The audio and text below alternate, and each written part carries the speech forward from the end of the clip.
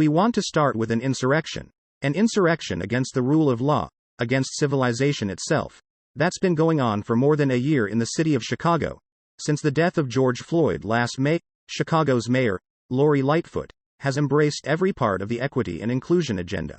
Lightfoot banned the police from chasing criminals, even in the case of some very serious offensives, and her DA refuses to prosecute many crimes. The results? Nearly 200 more people have been murdered this year than last. Many more dead people, hundreds. Yesterday, there was yet another mass killing in Chicago.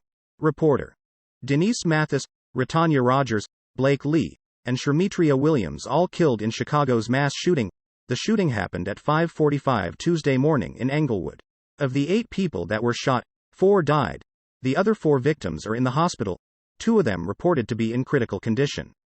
The attack is the 3rd mass shooting in Chicago in a little more than a week. The 3rd mass shooting in just over a week. Each one of them was a far greater human tragedy than anything that happened at the Capitol on January 6. But as the bodies in Chicago accumulate, the people who run the city barely notice. In fact, they make it possible.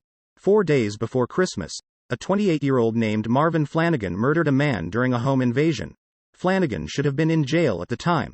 He was a 5-time felon with convictions for armed robbery.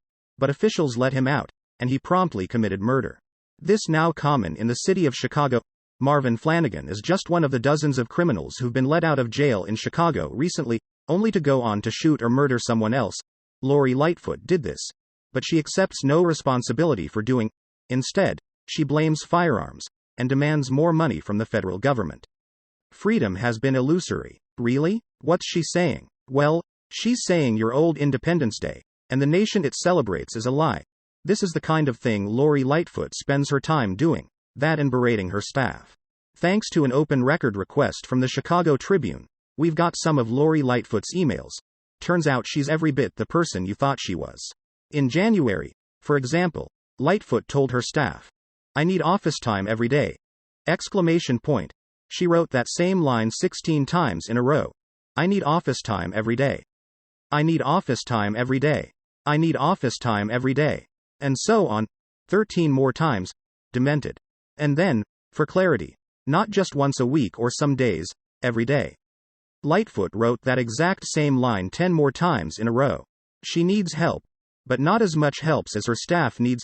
Someone ought to stage a hostage extraction for their sake. Lightfoot ended her email with this.